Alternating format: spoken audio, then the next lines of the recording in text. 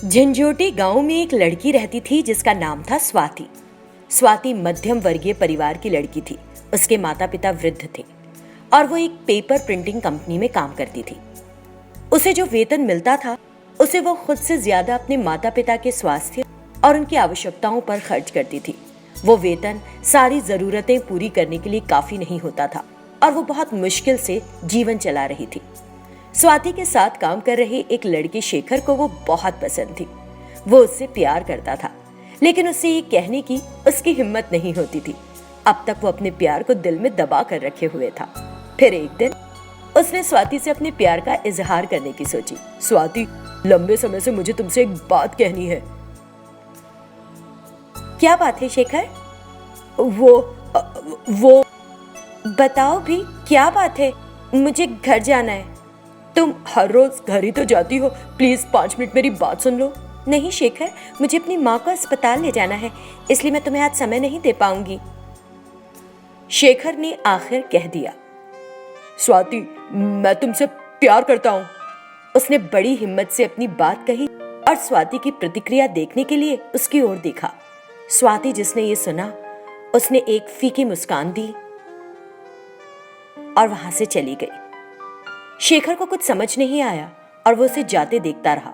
ये क्या, मुझे लगा था कि स्वाति हाँ या ना कहेगी, लेकिन उसने ऐसी फीकी मुस्कान दी और चली गई। उसकी मुस्कान में कोई भाव नहीं था, कुछ असमंजस, कुछ निराशा थी। मुझे लगा जैसे उस मुस्कुराहट के पीछे कुछ रहस्य है। इस तरह वो स्वाति के बारे में गहराई से सोचने लगा और फिर कुछ देर बाद ऑफिस से जाने लगा। तब रात हो चुकी थी। वो बस से नीचे उतरा तो उसने देखा कि स्वाति उसके सामने जा रही है और चौंक गया। ये क्या, स्वाति यहाँ क्या कर रही है? उसने तो कहा था कि वो पास के गांव में रहती है, फिर वो कब्रिस्तान की तरफ क्यों जा रही है? वो उसका पीछा करने लगा।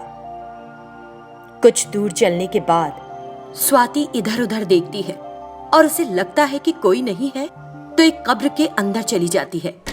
उस कब्र पर बना एक दरवाजा खोलती है और अंदर जाती है। शेखर उसे देखकर चौंक जाता है। ये क्या है? ये कब्र तो पत्थर की बनी है, फिर इसमें लकड़ी का दरवाजा क्यों है? और स्वाति इसके अंदर कैसे चली गई? स्वाति मुझसे कोई बहुत बड़ा रहस्य छिपा रही है। वो घबरा गया था, लेकिन फिर भी उसने उस कब्र का दरवाजा खोला और उसके अंदर चला गया। उसने स्वाति का पीछा किया। वो एक बड़ी सी गुफा के अंदर चली गई। शेखर भी उसके पीछे गया। वहां पूरी तरह से अंधेरा था। घुप अंधेरे में शेखर को समझ नहीं आया, लेकिन थोड़ी ही देर बाद उसने कुछ दूर एक मशाल जलती देखी। वहां 2 बूढ़े लोग बिस्तर पर सो रहे थे और स्वाति उन्हें दवाई खिला रही थी। शेखर को कुछ समझ नहीं आया। वो अंदर आगे बढ़ा और स्वाति के करीब जाकर उसके कंधे पर हाथ रखा। स्वाति झटके से पीछे मुड़ी। वहां शेखर को देखकर वो चौंक गई और सोचने लगी कि वो वहां कैसे आ गया। ये सब क्या है? ये लोग कौन है? स्वाति, कब्र के अंदर इस गुफा में तुम यहाँ क्यों हो? बताओ मुझे। उसके सवालों से स्वाति को गुस्सा आ गया। देखो शेखर, तुमने पहले ही यहाँ आकर बहुत बड़ी गलती कर दी है। तुरंत यहाँ से चले जाओ। मैंने तुम्हें अपनी जान से भी ज्यादा प्यार किया है। अगर मैं तुम्हें किसी मुश्किल में देख रहा हूं तो कैसे छोड़ के जा सकता हूं? मैं यही रहूंगा। मुझे इसके लिए अगर अपनी जान भी गंवानी पड़े तो इसके लिए भी तैयार हूं। अगर मैं जिंदा रहूंगा तो तुम्हारे साथ रहूंगा और मरूंगा तो तुम्हारे साथ मरूंगा। आंखों में आंसू भरकर, अगर मैं जीवित हूं तभी तो तुम मेरे साथ रहोगे ना। मैं तुम्हारी जैसी इंसान नहीं, एक प्रेतात्मा हूं। शेखर को यह सुनकर सदमा लगा और उन शब्दों से चौंककर उसने स्वाति को ध्यान से देखा। स्वाति, ये तुम क्या कह रही हो? हाँ शेखर, मैं 1 साल पहले ही मर चुकी हूँ। ये मेरे माता पिता है। पहले मैं अकबरपुर में काम करती थी, जो इस गांव से कुछ दूर है। एक दिन बदकिस्मती से मेरी एक दुर्घटना में मृत्यु हो गई, लेकिन मेरी आत्मा यहाँ मेरे माता पिता के लिए भटक रही है। मैंने सुना था कि जिनकी इच्छा पूरी नहीं होती वे मरते नहीं है।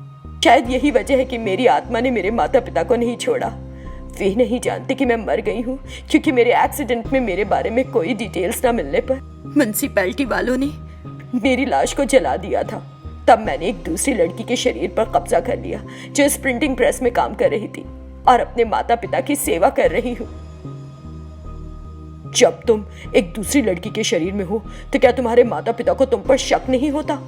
शक नहीं, उन्हें मुझ पर कभी शक नहीं होगा, क्योंकि वो मुझे देख नहीं सकते, दोनों अंधे हैं। स्वाति, अब मेरा प्यार और सम्मान तुम्हारे लिए बहुत बढ़ गया है। तुम अपने माता पिता की कितनी परवाह करती हो। मैं तुमसे बेहतर पत्नी नहीं पा सकता। मुझे पत्नी के रूप में तुम ही चाहिए हो। यदि तुम्हें मंजूर हो तो मैं तुमसे शादी करने के लिए तैयार हूँ। प्लीज मेरी बात मान लो, प्लीज। जब उसने इतना आग्रह किया तो स्वाति ने हामी भर दी। फिर शेखर ने सारी बात अपने माता पिता को बताई। उन्होंने भी उसका स्वाति की आत्मा से विवाह करना स्वीकार कर लिया और शेखर की शादी स्वाति से हो भी गई। सभी गांव की जनता उनकी शादी में आई जब उन्हें पता चला कि वो एक प्रेतात्मा से शादी कर रहा है।